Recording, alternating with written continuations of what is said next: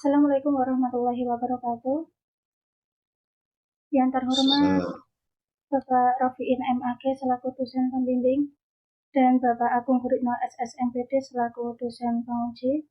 Mohon izin Bapak, di sini saya akan mempresentasikan modul ajar yang sudah saya buat, yaitu berkenaan tentang Ayo Kita Berwudu, agama Islam dan Budi Pekerti.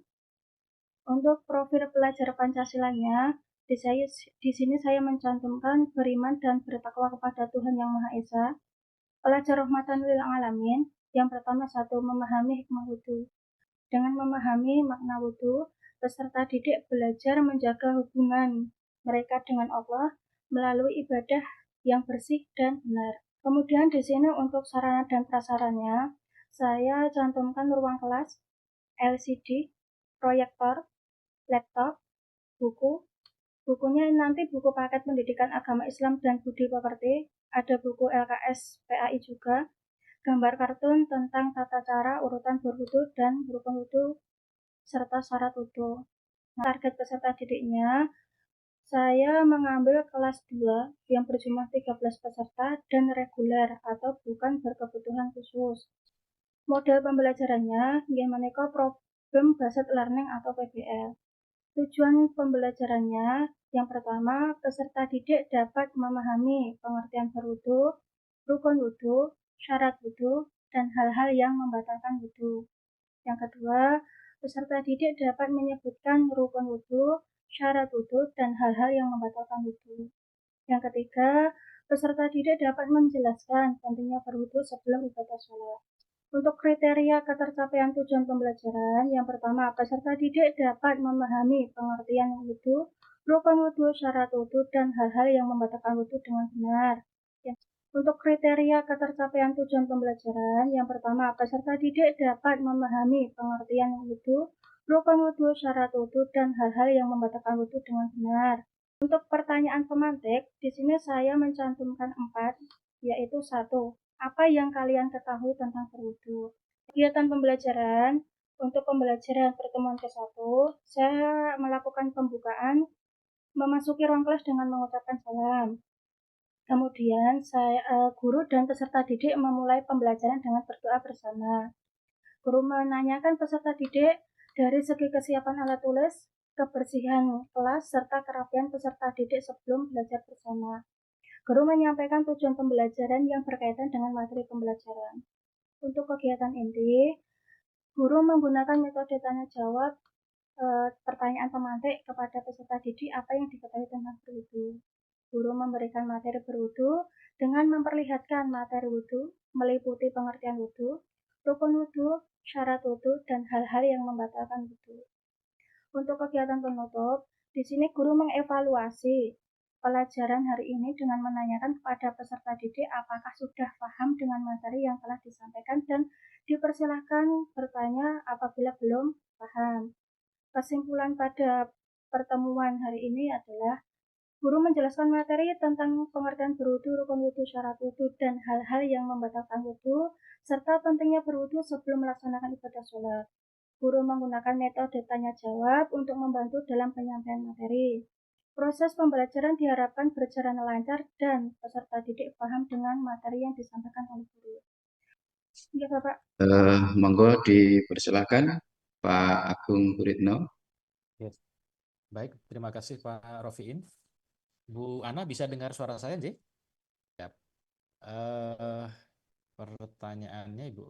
Kurang keras. Bapak ngapunten kurang keras, Bapak, suaranya jenengan. Oke, sekarang sudah dengar? Halo? Ya, ya, Ya, sudah oke, agak baik. keras. Oke, baik. Bu Ana, yang pertama, mengapa menggunakan PBL, Ibu? Karena terdapat masalah, Bapak, dalam proses metode ini. Dalam proses, yaitu permasalahannya adalah? Anak tidak bisa cara mengetahui berwudu dengan baik dan benar. Cara berwudu dengan baik, yang baik dan benar. Oke, baik. Terus kemudian Ibu ketika menyusun PBL ini, Ibu menggunakan teorinya siapa, Ibu? Teori kognitivisme. Kognitivisme, baik. Itu teorinya siapa, Bu? Piaget. Jean Piaget. Nggih, ya gitu. Oke, Jean Piaget. Oke, baik. Terus metodenya dalam PBL ini apa, Ibu? Metodenya di sini saya menggunakan metode tanya jawab Bapak untuk materi pertemuan pertama. Pertemuan pertama tanya jawab. Oke. Kemudian untuk berikutnya kira-kira menggunakan metode apa, Ibu? Ada Demonstrasi. Mulai demonstrasi masuk ke ya. tata cara wudhu, saya pakai demonstrasi. Demonstrasi, baik ya. Terus kalau penilaiannya nanti gimana, Ibu? Asesmennya. Asesmennya nanti untuk tanya jawab saya menggunakan tes lisan. Oke. Nanti dan juga wawancara. Untuk praktek nanti kita gunakan nilai yang dari demonstrasi itu, Bapak. Oke. Itu ada rubrik khusus atau scoring sistem khusus yang Ibu gunakan atau Ibu membuat sendiri? Nanti saya membuat nilai batasan-batasan minimal, Bapak, untuk nilai-nilainya rubriknya. Oh gitu. Sudah ada unsur-unsurnya, Nggih? Sudah. Sudah. Oke, baik. Nah, kemudian bagaimana dengan P5 PPRA-nya, Ibu? Ya, itu Ibu membuat apa, Bu, untuk P5 PPRA-nya? Karena saya kan mengambilnya di fase A, ya, Bapak, kelas 2. Nanti saya tugasnya untuk P5 mencocokkan gambar dan juga memahami kebersihan diri dan lingkungan untuk P5 PPRA. Oh gitu, mencocokkan gambar ya? Yeah. Oke, menjodohkan berarti itu? Ya, yeah, mencocokkan gambar, jodohkan gambar. Oke, jadi ada gambar dan artinya, tulisannya? Iya. Oke, baik. Terus penilaiannya berarti ya kalau cocok ya nilainya bagus begitu? Iya. Oke, hanya itu saja, Nggih? Iya. Baik ya. Terus Bu, berkaitan dengan PTK-nya, Ibu mengambil apa, Bu, tema untuk PTK-nya, Bu? Judul PTK-nya, Bapak? Nggih? PTK saya meningkatkan pemahaman dan keterampilan praktek berwudu siswa kelas 2 melalui metode demonstrasi di SD Negeri 1 Cepoko Sawit, Kecamatan Sawit, Kabupaten Boyolali, tahun pelajaran 2024-2025. Oke, baik. Ibu di dalam waktu pelajaran atau di luar kelas ini, di luar jam belajar reguler? Kalau materinya saya pakai di dalam ruangan, Bapak. Oke. Kalau demonstrasinya berarti juga sama? Demonstrasinya nanti di luar ruangan di musola. Di musola. Oke, tapi masih dalam jam pelajaran itu ya? Iya. Oh, begitu. Baik. Dari saya cukup sekian, Pak Rofiin. Waktu saya kembalikan, matur nuwun. Ya, terima kasih, Agung. Baik, Lutfana Tri. Kita dalil tentang wudhu apa? Surat Dalil Al-Maidah ayat 6. Kenapa diharuskan berwudhu itu? Karena sebelum melakukan ibadah sholat, kita harus dalam kondisi yang suci. Tidak suci dari apa itu? Suci dari hadas dan hadas besar dan hadas kecil serta najis. Kalau coba dituliskan surat Al-Kautsar di kertas. Ditulis surat Al-Kautsar.